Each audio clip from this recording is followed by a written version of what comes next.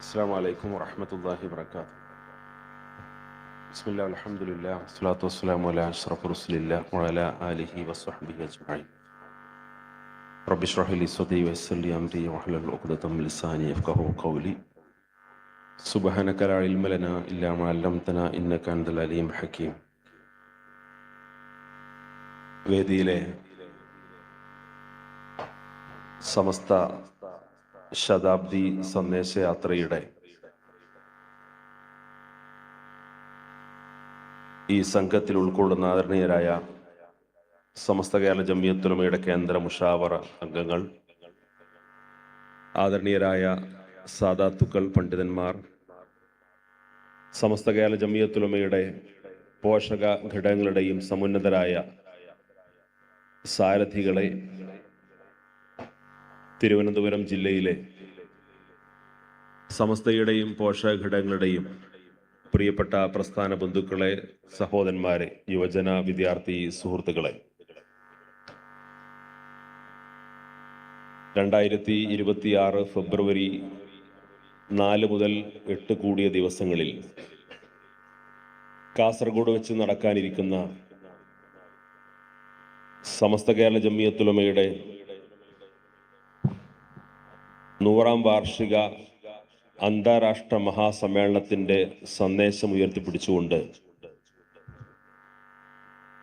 സമസ്ത കേരള ജംഇയ്യത്തുൽ ഉലമയുടെ മഹാനായ അധ്യക്ഷൻ,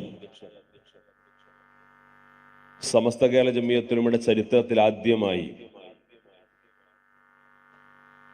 ഒരു സന്ദേശയാത്രയുമായി നമ്മുടെ ഈ തലസ്ഥാന നഗരിയിൽ എത്തിച്ചേരാൻ വേണ്ടി പോവുകയാണ്. 100 വർഷക്കാലം കേരളത്തിൽ സ്വാതന്ത്ര്യത്തിന് മുമ്പും ശേഷവും കർമ്മരംഗത്ത് സജീവമായ ഒരു മത പണ്ഡിത സഭ, അതിൻ്റെ നിരവധി പോഷക ഘടകങ്ങൾ ഇവിടുത്തെ മഹാഭൂരിപക്ഷം വരുന്ന മുസ്ലിം സമൂഹത്തെ പ്രതിനിധീകരിച്ചുകൊണ്ട് വളർന്നു വന്നതിൻ്റെ 100ാം വാർഷിക ആഘോഷം കൂടിയാണ് ഈ സമ്മേളനത്തിന്റെ ഭാഗമായി നടന്നുകൊണ്ടിരിക്കുന്നത്. പരിശുദ്ധ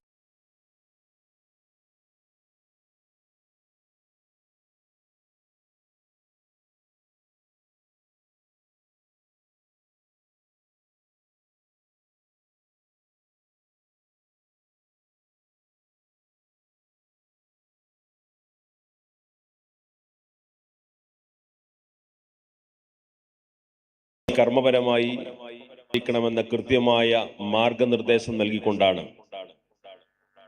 സ്വന്തം വിശ്വാസവും സംസ്കാരവും മുറുകെ പിടിച്ചുകൊണ്ട്, സഹോദര സമുദായങ്ങളെ ചേർത്ത് പിടിച്ചുകൊണ്ട്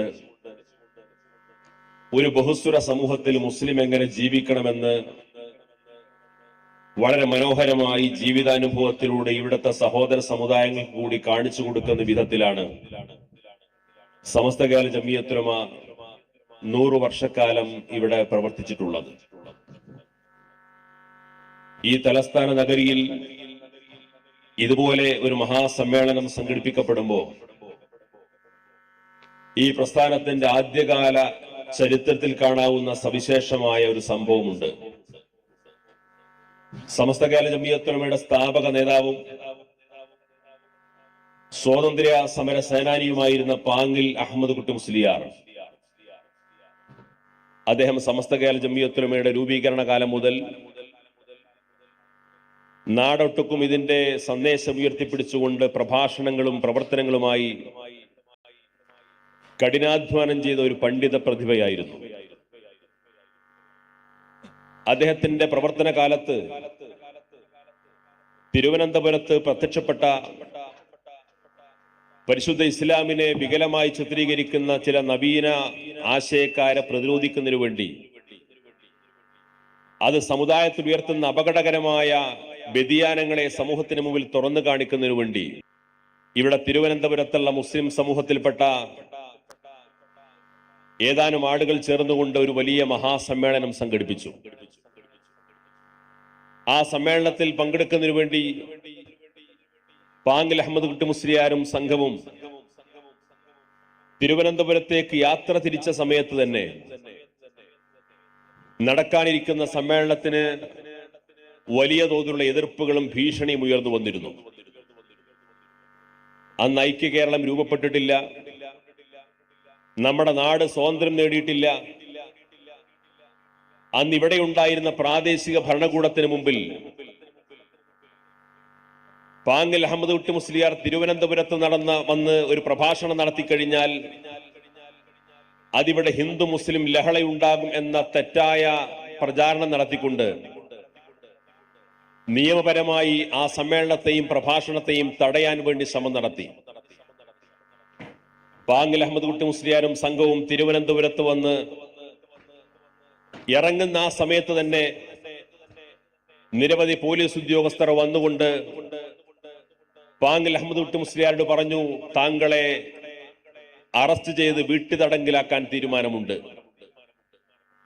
താങ്കളുടെ പ്രഭാഷണവും താങ്കളുടെ സമ്മേളനവും ഇവിടെ നടന്നു കഴിഞ്ഞാൽ അതിവിടുത്തെ സാമുദായിക സൗഹാർദ്ദത്തെയും ക്രമസമാധാനത്തെയും ബാധിക്കുമെന്ന കൃത്യമായ വിവരം ലഭിച്ചതിനാലും താങ്കൾക്കെതിരെ നിരവധി പരാതികൾ ലഭ്യമായതിനാലും ആ സമ്മേളനം നടത്താൻ അനുമതി നിഷേധിച്ചിരിക്കുന്നു എന്ന് പറഞ്ഞു. അങ്ങനെ പാങ്ങിൽ അഹമ്മദ് കുട്ടി മുസ്ലിയാരെയും മഹാന്മാരായ അദ്ദേഹത്തിന്റെ കൂടെ ഉണ്ടായിരുന്ന പണ്ഡിതന്മാരെയും സംഘാടകരെയും ഒക്കെ ചേർത്ത് വെച്ചുകൊണ്ട് അവർ താമസിക്കാൻ നിശ്ചയിച്ചിരുന്ന വീട്ടു തടങ്കലിലാക്കുന്ന സാഹചര്യമുണ്ടായി. ഉടനെ നിയമപരമായി അതിനെ മറികടക്കുന്നതിനു വേണ്ടി കോടതിയിൽ പോവുകയും അന്ന് തന്നെ കോടതി ആ കേസ് ഏറ്റെടുത്തുകൊണ്ട് ഇരുഭാഗത്തിന്റെയും വിശദീകരണം കേൾക്കുന്ന സമയത്ത് ഇവിടെ പാങ്ങിൽ അഹമ്മദ് കുട്ടി മുസ്ലിയാർ പ്രസംഗിക്കാൻ ഉദ്ദേശിക്കുന്ന കാര്യം ഇതാണ് എന്ന് പറഞ്ഞുകൊണ്ട് അനുമതി നിഷേധിച്ചാലും തിരുവനന്തപുരത്തും പരിസര പ്രദേശങ്ങളിലും വിതരണം ചെയ്യാനും വേണ്ടി ഒരുക്കി വെച്ചിരുന്ന ലഘുലേഖ, ആ പ്രഭാഷണത്തിനു വേണ്ടി തയ്യാറാക്കിയിരുന്ന മുഴുവൻ കാര്യങ്ങളും അച്ചടിച്ച് ലഘുലേഖയായി നിരവധി കോപ്പികൾ തയ്യാറാക്കിയിരുന്നു. അത് കോടതിയിൽ ഹാജരാക്കി ജഡ്ജി ആ പ്രഭാഷണത്തിന്റെ മാറ്റർ മുഴുവനായി പരിശോധിച്ചതിന് ശേഷം പറഞ്ഞു, ഇങ്ങനൊരു പ്രഭാഷണം നടത്താനാണ് ഈ സമ്മേളനം സംഘടിപ്പിക്കുന്നെങ്കിൽ ഈ സമ്മേളനത്തിന് ആവശ്യമായ എല്ലാ നിയമപരമായ പരിരക്ഷയും നൽകാൻ ഈ കോടതി ഉത്തരവിടുന്നു എന്ന് പറഞ്ഞുകൊണ്ടാണ് ആ സമ്മേളനത്തിന് അന്ന് തുടക്കം കുറിച്ചത്. ഒരു കാലത്ത് തിരുവനന്തപുരത്തും തെക്കൻ തിരുവിതാംകൂറും ഒക്കെ സമസ്ത കേരള ജംഇയ്യത്തുലമയുടെ മഹാന്മാരായ പണ്ഡിതന്മാർ പരിശുദ്ധമായ ഇസ്ലാമിന്റെ ആശയങ്ങൾ പ്രചരിപ്പിക്കാനും പ്രബോധനം ചെയ്യാനും കടന്നു വരുമ്പോ ഇതുപോലുള്ള വലിയ പ്രതിസന്ധികളെയും പ്രയാസങ്ങളെയും അഭിമുഖീകരിച്ചിരുന്നൊരു കാലമുണ്ടായിരുന്നുവെങ്കിൽ ഇന്ന് തിരുവനന്തപുരത്ത് മാത്രമല്ല, ഇന്നലെ ജാഥക്ക് തുടക്കം കുറിച്ച തൊട്ടടുത്ത സംസ്ഥാനത്തെ ജില്ലയായ കന്യാകുമാരിയിൽ പോലും ഇന്ന് സമസ്ത കേരള ജംഇയ്യത്തുലമയുടെ കീഴിൽ സമസ്ത കേരള ഇസ്ലാം മത വിദ്യാഭ്യാസ ബോർഡിന്റെ നൂറുകണക്കിന് മദ്രസകളും നിരവധി വിദ്യാഭ്യാസ സ്ഥാപനങ്ങളും സമാധാനപരമായി പ്രവർത്തിക്കുന്നു എന്ന് മാത്രമല്ല, ഇവിടെയുള്ള ആയിരക്കണക്കിന് മുസ്ലിം വിദ്യാർത്ഥിനികൾക്ക് മതവിദ്യാഭ്യാസവും ആവശ്യമായ ഭൗതിക വിദ്യാഭ്യാസവും നൽകുന്ന ഈ നാടിലെ മുസ്ലിങ്ങൾക്ക് മാത്രമല്ല ഇവിടുത്തെ പൊതുസമൂഹത്തിന് വേണ്ടി പോലും പ്രവർത്തിക്കുന്ന കർമ്മനിരതരമായ ഒരു മഹൽ പ്രസ്ഥാനമായി, ഒരു വിദ്യാഭ്യാസ സംരംഭമായി ഇന്ന് സമസ്ത കേരള ജംഇയ്യത്തുലമ മാറിയിരിക്കുന്നു എന്ന അഭിമാനകരമായ സന്ദർഭത്തിലാണ് ഈ 100ാം വാർഷികാഘോഷത്തിലേക്ക് ഈ നാട്ടിലെ മുഴുവൻ ജനങ്ങളെയും ക്ഷണിക്കുന്നതിനു വേണ്ടി നമ്മുടെ സംഘടനയുടെ ബഹുമാന്യനായ അധ്യക്ഷൻ ഇവിടേക്ക് കടന്നു വരുന്നത്. ഇവിടെ കേവലം ഒരു മതസംഘടന എന്ന നിലയിൽ ആ മതസംഘടന ആഭിമുഖ്യത്തിൽ ഏതാനും വിദ്യാഭ്യാസ സ്ഥാപനങ്ങൾ ആരംഭിക്കുകയും പ്രവർത്തിക്കുകയും മാത്രമല്ല സമസ്ത കേരള ജംഇയ്യത്തുലമ ചെയ്തിട്ടുള്ളത്. അതിനേക്കാൾ അപ്പുറം ഇവിടെയുള്ള മുസ്ലിം സമുദായത്തെ യഥാർത്ഥ ഇസ്ലാമിന്റെ ആശയാദർശങ്ങൾക്ക് വിധേയമായി പഠിപ്പിക്കാനും പരിശീലിപ്പിക്കാനും അതനുസരിച്ച് ജീവിക്കാനും അവർക്ക് ആവശ്യമായ മതപരമായ പരിശീലനങ്ങൾ നൽകാനും സന്നദ്ധമായി എന്നതോടൊപ്പം ഈ നാടിന്റെ ഐക്യത്തിനും സാമുദായിക സൗഹാർദ്ദത്തിനും ഉതകുന്ന വിധം ഒരു ബഹുസ്വര സമൂഹത്തിൽ എങ്ങനെയാണ് നാം മുന്നോട്ട് പോകേണ്ടത് എന്ന് കൃത്യമായി പഠിപ്പിക്കാനും പരിശീലിപ്പിക്കാനും സമസ്ത കേരള ജംഇയ്യത്തുലമക്ക് സാധ്യമായി. നമുക്കറിയാം, സമസ്ത കേരള ജംഇയ്യത്തുലമ വ്യവസ്ഥാപിതമായ വിദ്യാഭ്യാസ സംരംഭങ്ങൾ തുടങ്ങുന്നത് 1951-ലാണ്. 1951 സമസ്ത കേരള ഇസ്ലാം മത വിദ്യാഭ്യാസ ബോർഡ് പ്രവർത്തനം ആരംഭിച്ചു. അന്ന് മുതൽ പ്രാഥമികമായ മദ്രസ സംവിധാനങ്ങൾക്കാണ് നേതൃത്വം നൽകിയത്. അതിനുശേഷം നിരവധി മതവിദ്യാഭ്യാസം നൽകുന്നതിന് വേണ്ടിയിട്ടുള്ള അറബി കോളേജുകളും ദർസുകളും അനുബന്ധമായ വിദ്യാഭ്യാസ സംരംഭങ്ങൾക്കും സമസ്ത കേരള ജമിയത്തുലമ നേതൃത്വം നൽകി. ഇന്ന് കേരളത്തിലും അയൽ സംസ്ഥാനങ്ങളിലും മാത്രമല്ല, സമസ്തയുടെ സന്ദേശം എത്തിയിട്ടുള്ള ലോകത്തിന്റെ വിവിധ ഭാഗങ്ങളിൽ സമസ്ത കേരള ജമിയത്തുലമ വിഭാവന ചെയ്യുന്ന ആശയാദർശങ്ങൾക്ക് അധിഷ്ഠിതമായ നിരവധി വിദ്യാഭ്യാസ സ്ഥാപനങ്ങൾക്ക് ഈ പ്രസ്ഥാനം നേതൃത്വം നൽകിക്കൊണ്ടിരിക്കുകയാണ്.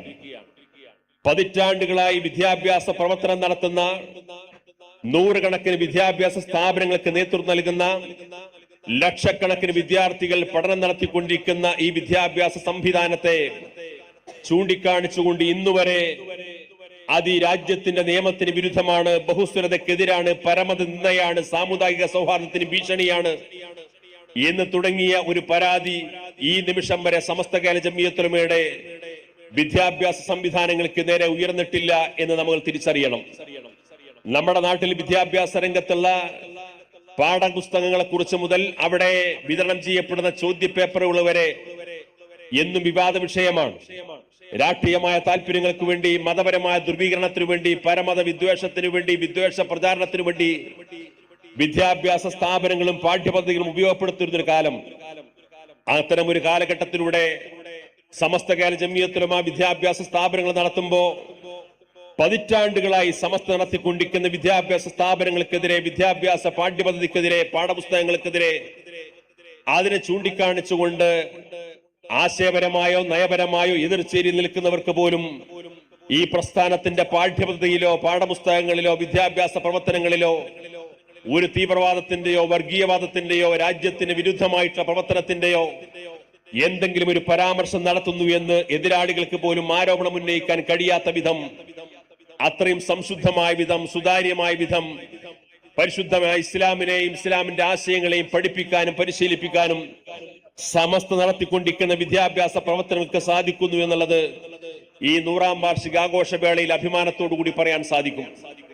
ഇന്ന് സമസ്ത കേരള ഇസ്ലാം മത വിദ്യാഭ്യാസ ബോർഡിന് കീഴിൽ കേരളത്തിനും പുറത്തും 11,000-ലധികം മദ്രസകൾ പ്രവർത്തിച്ചുകൊണ്ടിരിക്കുന്നുണ്ട്. ഈ മദ്രസകൾ, ഇത്തരം മദ്രസകളിലേക്ക്, ഫിസിക്കൽ മദ്രസകളിലേക്ക് പഠനാവശ്യാർത്ഥം പോകാൻ സൗകര്യപ്രദമായ, അത്തരം സൗകര്യങ്ങളില്ലാത്ത പ്രദേശങ്ങളിൽ അവിടെയുള്ള വിദ്യാർത്ഥികൾക്ക് വേണ്ടി സമസ്ത ഈ 100ാം വാർഷികത്തിന്റെ ഭാഗമായി സമസ്ത ഇ ലേണിംഗ് എന്ന് പറയുന്ന ഒരു ഓൺലൈൻ മദ്രസ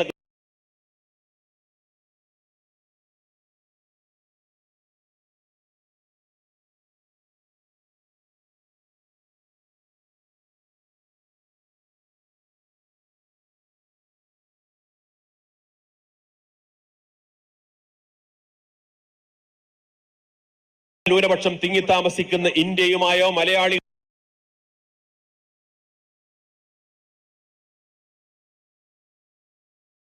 മുതിർന്നവരും മതവിദ്യാഭ്യാസത്തെ, മതത്തെ ആർത്ത സ്രോതസ്സിൽ നിന്ന് പഠിക്കാനും മനസ്സിലാക്കാനും വേണ്ടി വളരെ കൃത്യമായി സമസ്തയുടെ ഇ ലേണിംഗ് മദ്രസ പദ്ധതിയെ അവലംബിച്ചുകൊണ്ട് മുന്നോട്ട് പോകുന്നു.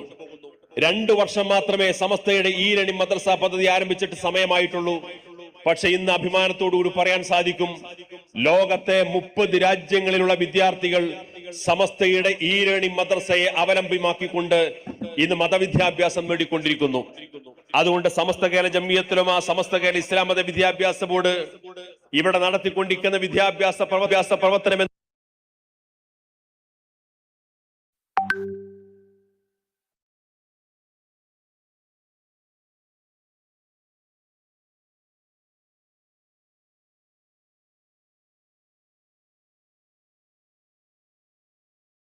വിദ്വേഷ പ്രചാരങ്ങൾ മുസ്ലിങ്ങൾക്കും അമുസ്ലിങ്ങൾക്കും ആർക്കും ഇസ്ലാമിനെ കുറിച്ച് അറിയാനും മനസ്സിലാക്കാനും സാധിക്കുന്ന രീതിയിലുള്ള വിപുലം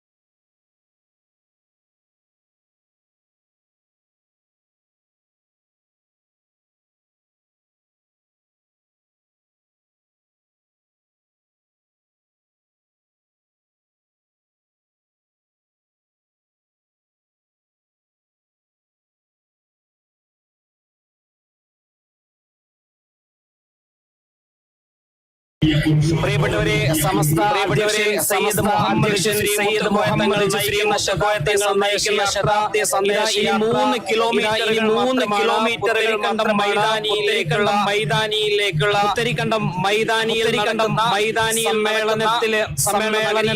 സമ്മേളനത്തിലേക്ക് എത്തിച്ചേരുന്നതിന് ഒരു വാഹനത്തിലേക്ക്, നമ്മുടെ ഒന്നാമത്തെ പൈലറ്റ് വാഹനത്തിന്റെ മുൻപിലേക്ക് എത്തണമെങ്കിൽ അവർക്ക് യാതൊരു പ്രയാസവും ഉണ്ടായിട്ടില്ല എന്നതാണ്.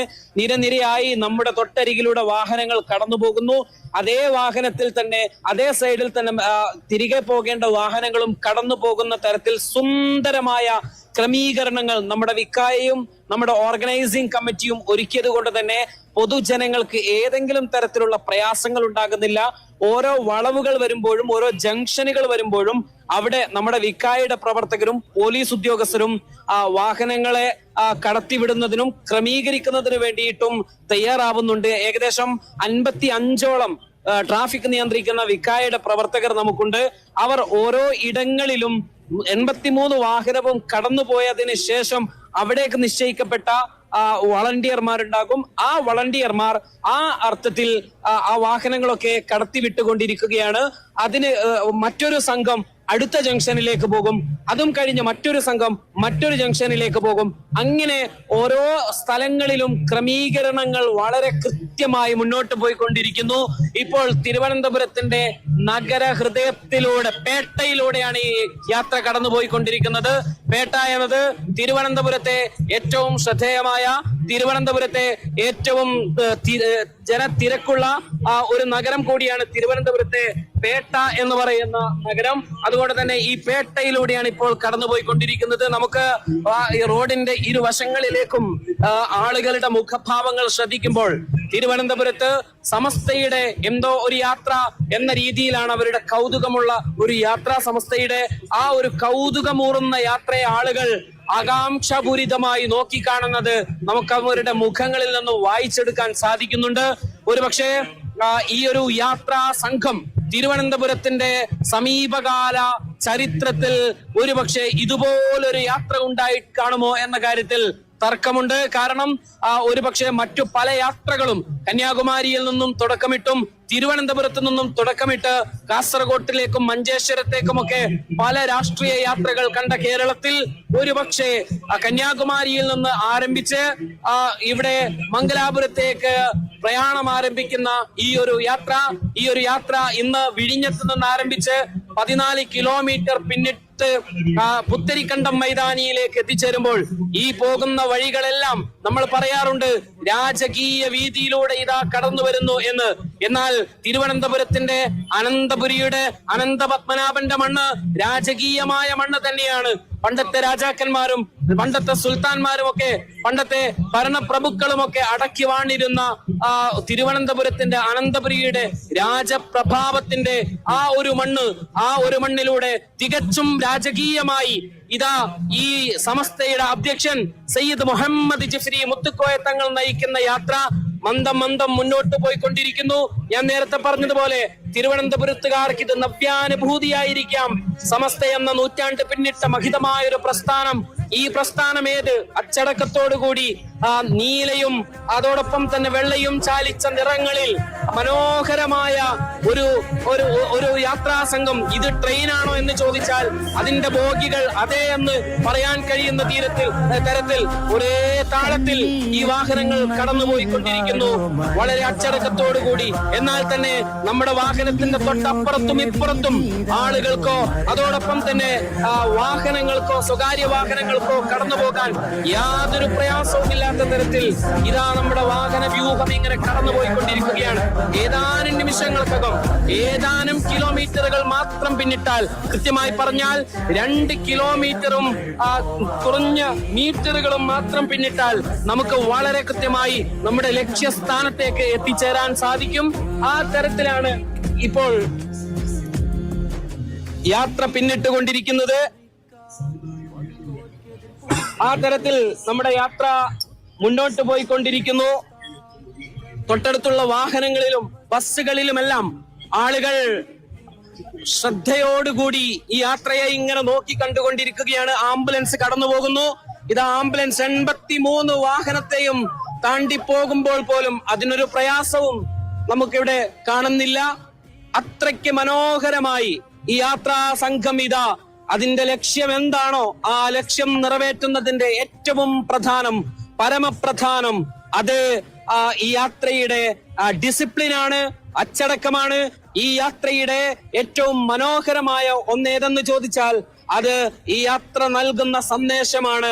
അത് സർവർക്കും പ്രയാസമില്ലാത്ത തരത്തിൽ മുന്നോട്ട് പ്രയാണം ഗമിക്കുക, കുതിക്കുക എന്നതാണ്. ആ അർത്ഥത്തിൽ ഈ യാത്ര മുന്നോട്ട് പോയിക്കൊണ്ടിരിക്കുന്നു.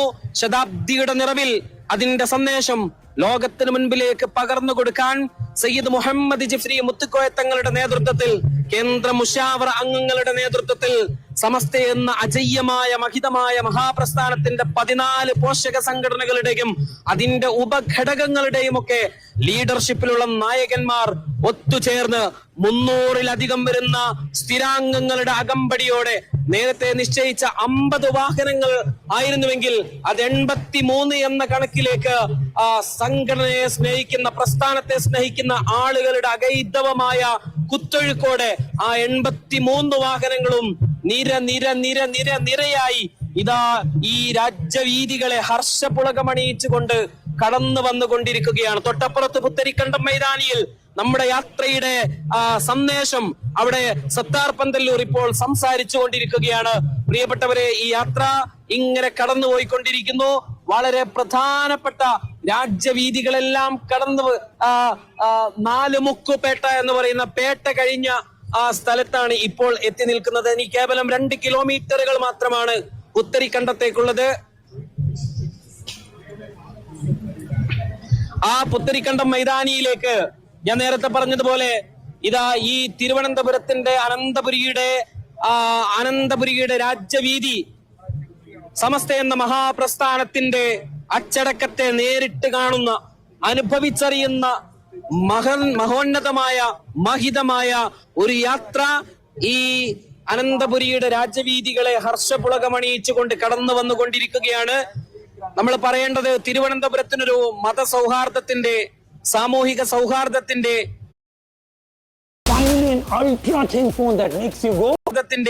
ഒരു ചരിത്രമുണ്ട്. തിരുവനന്തപുരത്ത് രാജഭരണം നിലനിന്നിരുന്ന കാലഘട്ടത്തിൽ നിന്നും ജനാധിപത്യത്തിലേക്ക് ഈ നഗരം കടന്നു വന്നപ്പോൾ പോലും എല്ലാ അർത്ഥത്തിലുള്ള മനുഷ്യരുടെയും സംഗമ ഭൂമിയായി ഈ ഭൂമി മാറുന്ന കാഴ്ച നമ്മൾ കണ്ടതാണ്. പല ദൈവങ്ങളിൽ വിശ്വസിക്കുന്നവർ, പല ആചാരങ്ങളിൽ മുഴുകുന്നവർ, പല ഭാഷകൾ സംസാരിക്കുന്നവർ. തമിഴകം സംസാരിക്കുന്നതും തിരുവനന്തപുരത്തുണ്ട്, മലയാളം സംസാരിക്കുന്നവർ തിരുവനന്തപുരത്തുണ്ട്. അന്യദേശങ്ങളിൽ വന്ന് ഇവിടെ ഈ അനന്തപുരിയിൽ ചുമതലയെടുക്കുന്ന ആളുകൾ ഇവിടെയുണ്ട്. സെക്രട്ടേറിയറ്റ് ഉണ്ട്, ഉദ്യോഗസ്ഥരുണ്ട്. അങ്ങനെ പലതരത്തിൽ ആളുകളൊക്കെ ഈ അധിവസിക്കുന്ന, തിങ്ങിപ്പാർക്കുന്ന ഒരു നഗരം എന്ന നിലയിൽ, ഒരു മഹാനഗരം എന്ന നിലയിൽ ഈ അനന്തപുരിയുടെ സംസ്കാരവും ഈ അനന്തപുരിയുടെ സൗഹാർദ്ദവും നമ്മുടെ സമസ്ത ഉയർത്തിപ്പിടിക്കുന്ന ആ ഒരു സൗഹാർദ്ദത്തിന്റെ, സഹവർത്തിത്വത്തിന്റെ ആഴവും പരപ്പുമൊക്കെ തൊട്ടറിയുന്ന ഒരു യാത്ര കൂടിയായി തിരുവനന്തപുരത്തുകാർക്ക് ഇതൊരു നവ്യാനുഭൂതിയായി മാറിക്കൊണ്ടിരിക്കുന്ന കാഴ്ചയാണ് നമ്മൾ കാണുന്നത്. ഇപ്പോൾ ഇതാ നമ്മൾ നമ്മുടെ പ്രദേശത്തേക്ക് അടുത്തുകൊണ്ടിരിക്കുകയാണ്. ഏകദേശം 1 കിലോമീറ്റർ മാത്രമാണ് ഇനി നമുക്ക് താണ്ടേണ്ടതുള്ളത്. അതുകൊണ്ട് തന്നെ ഇപ്പോൾ പാറ്റൂർ എന്ന് പറയുന്ന പ്രദേശത്ത് നമ്മൾ എത്തി നിൽക്കുന്നു.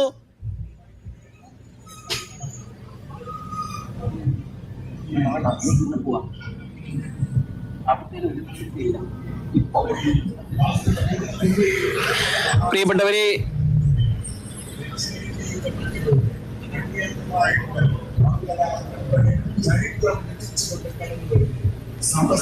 തിരുവനന്തപുരത്തിന്റെ രാജ്യവീതികളിലൂടെ ഇതാ ഇപ്പോൾ നമ്മുടെ യാത്ര കടന്നുപോയിക്കൊണ്ടിരിക്കുകയാണ്.